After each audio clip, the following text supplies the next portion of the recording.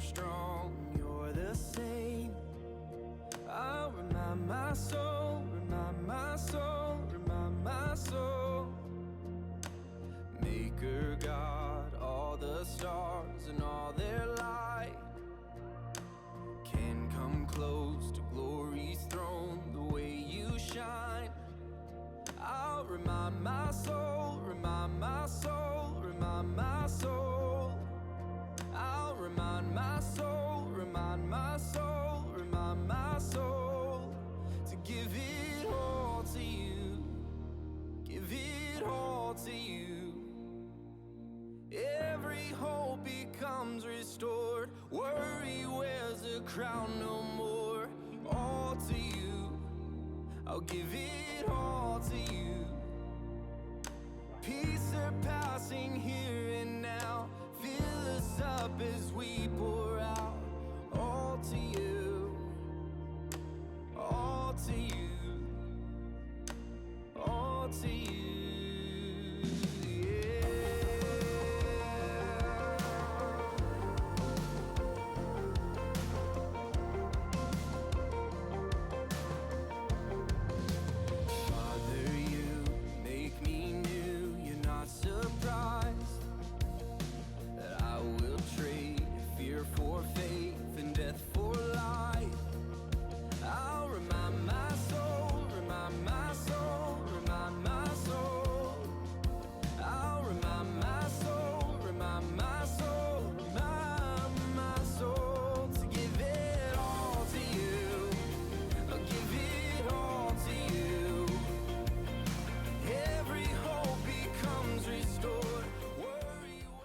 Hey, welcome back to the second week of the Collective Online, and I'm very excited that you are here this week, whether it's the first time you've been here or if you got a chance to hang with us last week.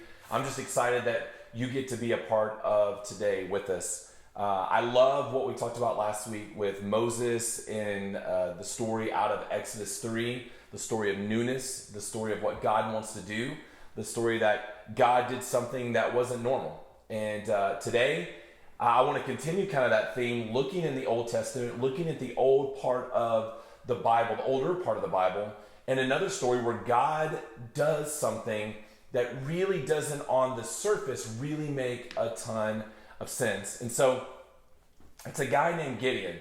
And what's hilarious is that there's a situation where God made it evident that he wanted Gideon to be a part of something incredible and a part of this incredible victory. Well, Gideon really struggled with it, and what I love about this story is it presents opportunities where I get a chance to try to get inside of Gideon's mind. I love the Bible. I love the fact that it lays all this truth out, but where I get frustrated sometimes is I want to know the messier parts. I want to know the inner working. When someone is obedient to God, I want to know if they immediately jumped into obedience, if they're like, no, there's no way I'm doing this, or there's no way I can do this, or like, this is the dumbest thing I've ever heard. Like, I want to hear the really messy, awkward, weird inner dialogue of what is going on in these people, to the point that they're not just characters in a story, that they're real people that I wish I could interact with and know what is going on inside of their head. And we can't do that, really. But as we look at this story, what we realize is that God has given this task to Gideon. Gideon probably is a little freaked out by it, and he does this test of a meal. He then does another 2 tests where he uses a fleece to be like, okay, God, if you're in this, do this. Okay, God, if you're in this, do this. And at the end of it, you know, it kind of seems like Gideon goes from being skeptical to like, okay, well, obviously God is doing something and he wants me to be a part of it. And so God was preparing Gideon to be a part of this victorious thing where the people of God, were going to be victorious over the Midianites. And so all that is a lead up to Gideon being kind of talked about in chapter 7, verse 1. And this is what it says. It says, then Gideon and all the people who were with him rose early. 32,000 were with him. All of them were there with him. They rose early and encamped beside the spring of Harod, and the camp of Midian was north of them by the hill of Moreh in the valley. So they were able to walk a little bit north, and Gideon could look down into the valley and see the Midianites, the people that he had been told that there's this task that God wants to do. And that he is to like basically be victorious over them. And there was 135,000 Midianites that were down in this valley. He was hanging out with 32,000 people that were supposed to be a part of this. And then it goes on in verse 2, and it says this: Then the Lord said to Gideon, the people with you are too many. So if I'm Gideon, I'm doing some math. Now, first off, I was never really that good at math. I was I was really good at like geometry and trigonometry. I was horrific at algebra and algebra 2 and all that kind of stuff. Now, if you're with other people, you can kind of begin to make some eye contact or maybe explain what trig is or geometry or algebra 1 and algebra 2. But you're most likely either an algebra person or a geometry person. Either way, I was never incredible with math, but I could have done that math. If God tells me, okay, you got 32,000, they've got 135,000, quick math says that they've got 103,000 more people than you, then I've got to be wondering, when he says the people with you are too many, I got to be going, wait. God created everything. God created math. Why are you so bad at math, God? This doesn't make any sense that this is the path that you want to take to victory. This is crazy. If anything, we need to be going to make treaties with other people. We need to be going making truces with other people. We need to go be making these pacts with other tribes and people to be like, can we get more people to be a part? Now, that's the way I would do it. I would be doing some quick math and being like, okay, we need to go get like 2 million other people so we can make sure that this rolls out the way that we want it. But God says, the people with you are too many for me to give the Midianites into your hand. And then he says this: lest Israel boast over me, saying my own hand has saved me. See, Israel had kind of been in this thing where they didn't really want to give the glory to God, this kind of to highlight what God was doing the way that God knew that it should be, kind of like that light turned on what he was doing. Israel just wasn't very good at giving the glory, giving the highlight to God the way that it should. So God's like, I tell you what, I'm going to do something, and I'm going to make it to where Israel cannot boast about it at all. So my kids think I'm arrogant, and I really don't think I'm arrogant. I talk a lot of trash to them. Like if we're playing sports, I don't care if I'm playing against a 9-year-old. I want to see you walk away dejected. That's my goal. And I want to make sure that these kids know that at least right now, I am better than them in anything at all. So if we race, my goal is to destroy them in that race. If we're playing volleyball, get your face out of the way, because when I spike it, I may or may not be aiming for you. Now, I understand that I have my own competitive issues and that there's craziness with that, and it's okay. I'm married to a therapist. We're working through all that. But when I think about this idea of what it's like to not want to give credit to something, I have that in me to where I'm like, man, I kind of think I did that. Like, I'm pretty good at that. And so the people of God were kind of wrapped up in this thing where they were not giving the glory to God that was expected to give for what he was doing. And so God is saying this. He's saying, Israel, I'm going to do something where not even you can take credit for it. So what begins to happen is that we get this story where down in the valley, 135,000 Midianites. Up by the spring of Herod, 32,000. Now, I've been to the spring of Herod. My wife and I have gotten a chance to go there, and it was probably one of my favorite places to visit in the Holy Land. It's one of those places where when you walk around the Holy Land, they'll say, yeah, we think it happened there, or most likely it happened there.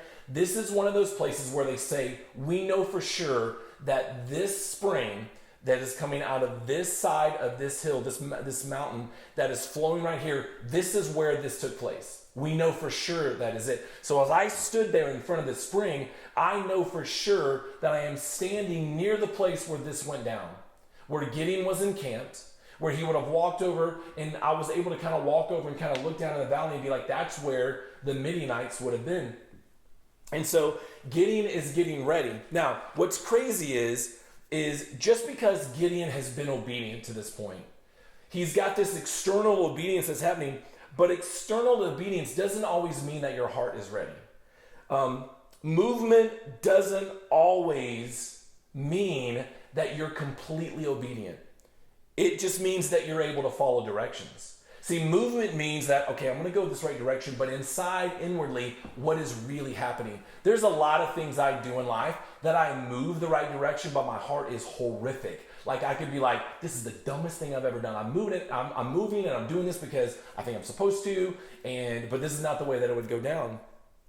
Another thing I want to read to you is this, is obedience is when the invisible part of who you are and the visible match up with what God is asking of you.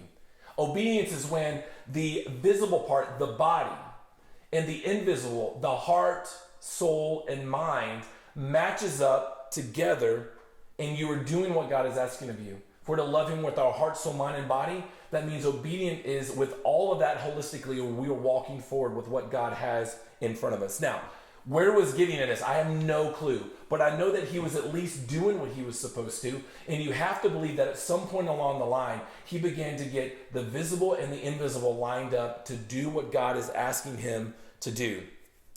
God basically is saying, less is more. I want to do this thing, but instead of with 32,000, there's too many. So what does God do? Man, he basically is like saying that what you think you need more, but I'm going to actually kind of pare it down. And he begins to do this thing where he gets less and less and less and less. So is bigness bad? I don't know that it was about bigness being bad. I think what it was about is that God wanted to make the point that his path to victory doesn't always make the most sense to us. That his path to victory may not be the normal path. That his path to victory may not be a big army versus a bigger army. It may be a tiny army versus a huge army. My thought would be adding soldiers should occur. My thought would be, let's add more conventional weapons to what we're doing. But here's what God begins to do. He says this. He says, now, therefore proclaim in the ears of the people, saying, whoever is afraid and trembling, let him return home and hurry away from Mount Gilead. Then 22,000 of the people returned and 10,000 remained. So here's the deal. If you're scared, go home. I probably would be like, I'm out. That's me. Like getting what I've all to say. Hey, if you're scared, I think that's what my reaction would have been. Especially if I knew there's 135,000 down there, there's 32,000 of us. You just gave me a free pass home. So 22,000 of them leave because of fear. So now what is it? You've got 10,000 by the spring of Herod. You've got 10,000 with Gideon. You still have 135,000 that are down there. And then the Lord said to Gideon, the people are still too many. Now at this point, you got to be like, what are you doing? Like, I don't know what the monologue was like. I don't know what the dialogue was like, but you got to wonder that Gideon was still like, what is happening? The people are still too many. Take them down to the water and I will test them for you there. And anyone of whom I say to you, this one shall go with you. And anyone of whom I say to you, this one shall not go with you, shall not go. So he brought the people down to the water, and the Lord said to Gideon, everyone who laps the water with his tongue as a dog laps, you shall set by himself. Likewise, everyone who kneels down to drink. And the number of those who lapped, putting their hands to their mouths, were 300 men. But all of the rest people knelt down to drink. And the Lord said to Gideon, with the 300 men who lapped, I will save you and give the Midianites into your hand. Now, I have zero clue what it would have been like at this point. God just basically said, look, okay, I've taken it from 32,000 down to 10,000. Now, through this test, I have set aside 300 people to go with you. And I've set them aside, and these are the people that he says, I'm going to deliver the Midianites to you through this. There's nothing conventional about what is happening. And if you think about it, you almost go, wow, that's pretty incredible. But I want to kind of give you an illustration and insight before we go to this first set of questions to kind of talk through. And that is this. Think about it as a tug of war. Okay? So the Midianites were 135,000. Israel was 32,000. Now, that's about a 1-to-4 ratio. So let's just say that I'm Israel and there are Midianites over here. There would be one of me and there would be 4 Midianites. After he released some because of fear, the Midianites were still at 135,000 and Israel was down to 10,000. That is about to 1-to-14 ratio. So if I'm Israel, it would be versus 14 Midianites. And then after the water, after them kind of divvying up the way that they drank, it was down to 300. Now, the ratio is 1, me representing Israel, to 450 other people. So still a little bit more of an illustration. When you think about the game of tug of war, I want you to think that 1 versus 4 sounds hard, but not impossible. Depends on who those other 4 are. Depends on how big they are, how old are they, how strong am I versus how strong they are. 1 to 4, you would still go, okay, maybe. I mean, maybe Chuck is just deceptively, incredibly strong. Now, the next one, think about after it got pared down to 10,000. Now the ratio is 1 to 14. So tug of war, 1 versus 14, and you go, I think that this is getting harder. Now again, if I line up versus 14 people, some of you may still go, maybe there's a chance. Maybe Chuck is like ridiculously, just incredibly strong. Maybe these 14 are the 14 weakest people in Arkansas. There's still, it's improbable, but you're just like, depending on who they are, maybe. Now, when it gets to the last one, they've been pared down to 300. The ratio is 1 to 450. So imagine me stepping up to the rope as 1 versus 450 other people. No one that is watching that tug of war is watching that expecting me to walk away as the victor. If there's 1 Chuck versus 450 other people, no one is expecting me to walk around to walk it out as a winner. If it does happen, you go, that was a miracle. Like, how did that happen? That couldn't have been just Chuck. There is something bigger than what is playing here. So the tug of war analogy gives you a sense of how big the stakes were. Now, what I want you to do is I want you to spend a couple of minutes like we've done before where you ask each other some questions. They're going to be up on the screen, and we're going to play some music. In the last 30 seconds, it'll get louder again just to kind of give you an idea. If you need more time, then take more time. If you need less time, then just chill until it comes back. But I'm going to give you a few minutes to talk through some questions, and then we'll come back for the next part.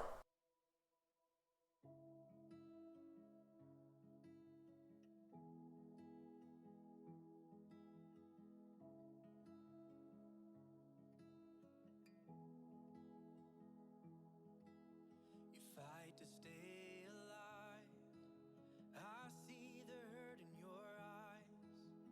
Every burden you hide, he's still here. Though your heart cannot see what you need to be free, lift your eyes and just breathe. He's still here.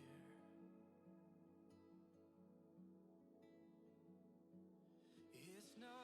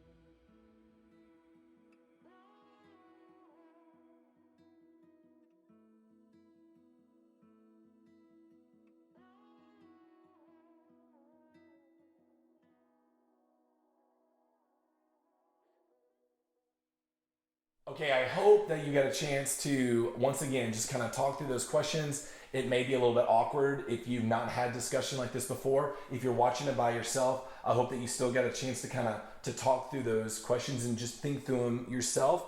But as we've looked at this story of Gideon so far, what we begin to see is that God is not taking a normal path to victory. You look at the very first part, fear kept some people from being a part of what God wanted to do. I mean, again, I don't know what I would have done, but I've been like, oh, a free pass home? Okay. And all of a sudden it got knocked down from 32,000 to 10,000. Now, I believe fear can be healthy when it doesn't control you. When fear doesn't paralyze you, I believe fear exists as a source of protection. And I believe fear gives us information.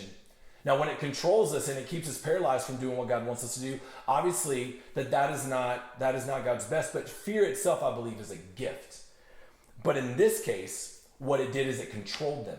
It was like, well, I'm not going to go be a part of this incredible thing. Like, fear is controlling me. I don't want to be a part. I'm not going to go. And so they went home.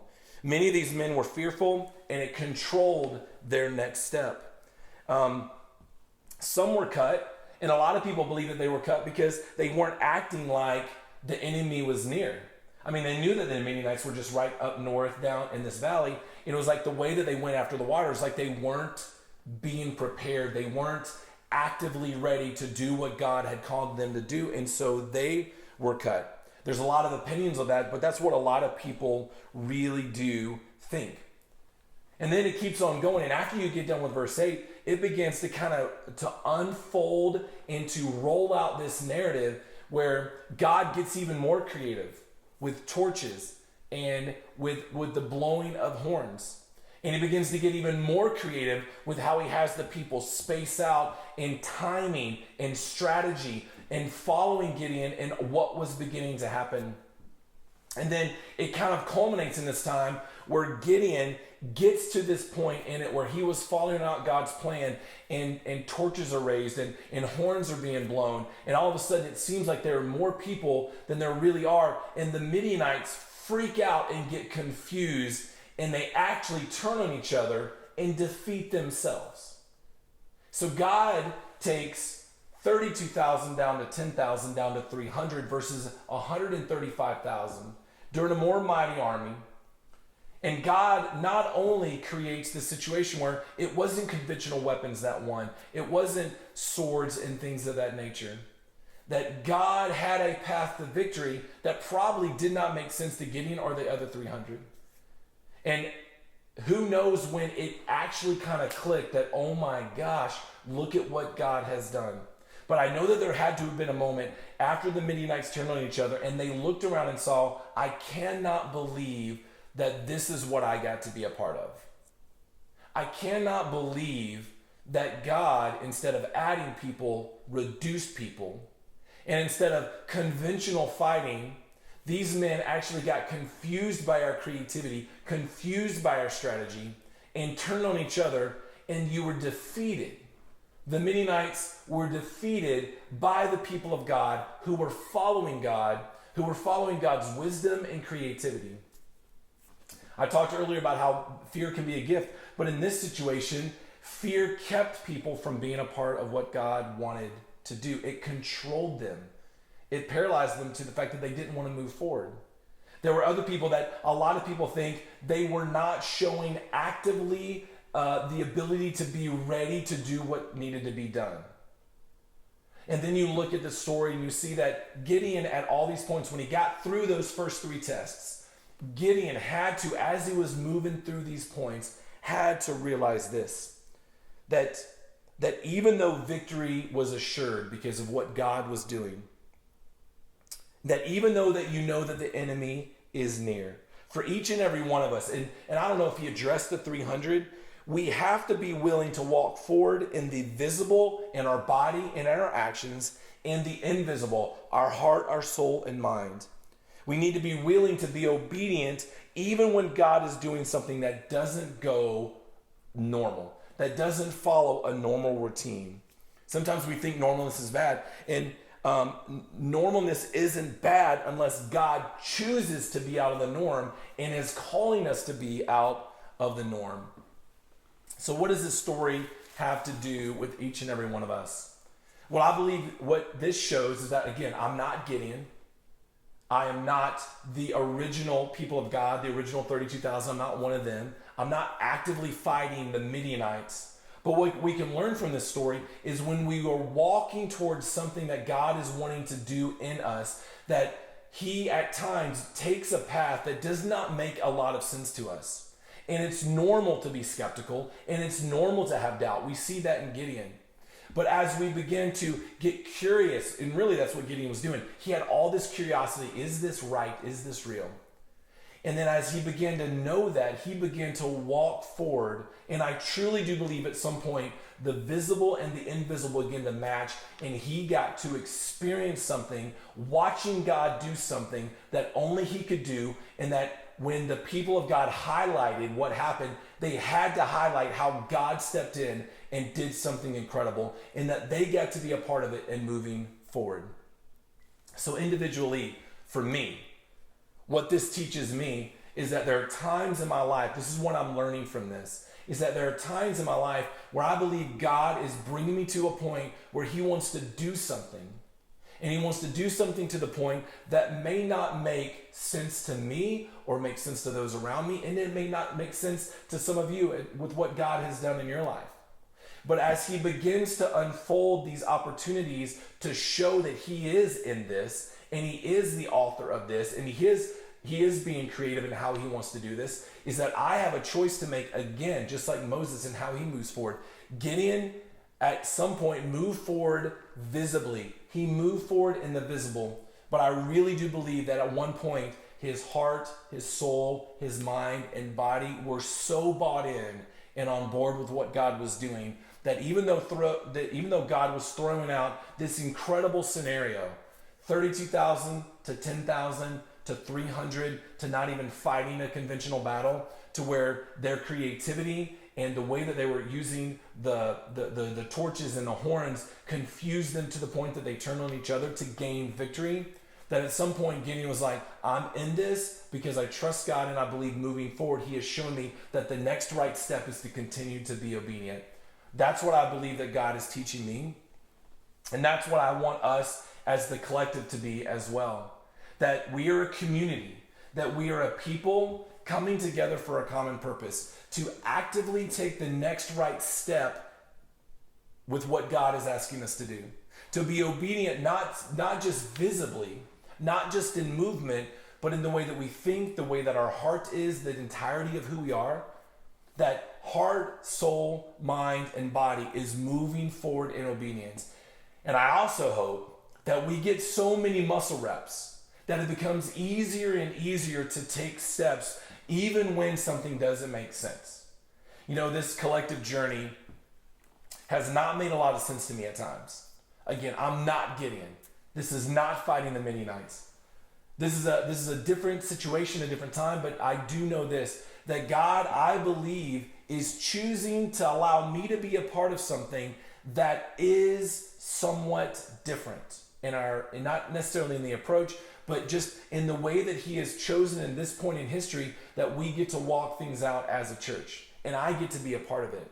And it's not always made sense to me. And it has been frustrating. And there has been a lot of questions. And there has been times where I've tried on, is this really right? And wanted to test God and to do this and to do that. And there were times where I was just doing things visibly, but my heart, soul, mind, and body, my heart, soul, and mind were not really there. But I want to stand before you today and tell you this, that I believe that me and my wife and our family, that we believe that God is doing something and obediently walking forward in our heart, our soul, our mind, and our body, very imperfectly, but wanting to walk the next right step to see God do something that leads to rescue, that leads to victory in our life and in your life and the lives of people we do know and that we don't know. So my challenge to you is this today, to think through this story and to think through it like you've never heard it before. And then to think through it from this place of, think about that tug of war analogy where you come up against something that's not just 1 to 4, it's not just 1 to 14, it's 1 to 450 stacked, that it's not going to go the way that you think, but God is asking you to have faith and to trust in something outside of the norm in what he is wanting to do. And I pray that when you get to that point, that you individually and as families and collectively, as people coming together for a common purpose, that we get muscle reps to begin to see God doing it, and that we become expectant of what God is going to do next in our lives, in the lives of our groups that are meeting in homes, in the lives of our families, in the lives of the collective as a whole. So I am excited about what God is doing, and I want to just kind of set up the next time to be like, hey, listen, you're going to see some more questions up on the screen, and ask that maybe right now you have this time with whoever you're watching it with, or you're about to go to lunch and you talk about it over lunch, or you just think about it yourself, is that you take time to process it even more with what God may be wanting to teach you through this story of Gideon and the 300.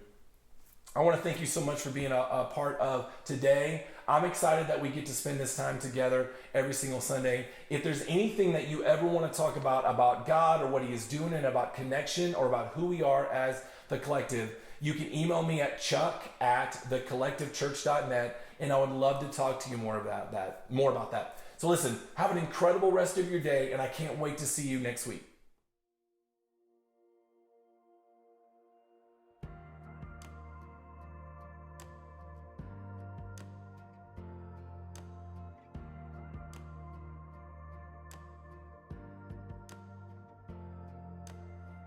Barricade, you hold back crashing waves.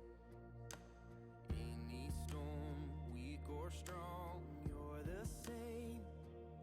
I'll remind my soul, remind my soul, remind my soul. Maker God, all the stars and all their light can come close to glory's throne the way you shine. I'll remind my soul, remind my soul, remind my soul. I'll remind my soul, remind my soul, remind my soul to give it all to you, give it all to you. Every hope becomes restored, worry wears a crown no more. All to you, I'll give it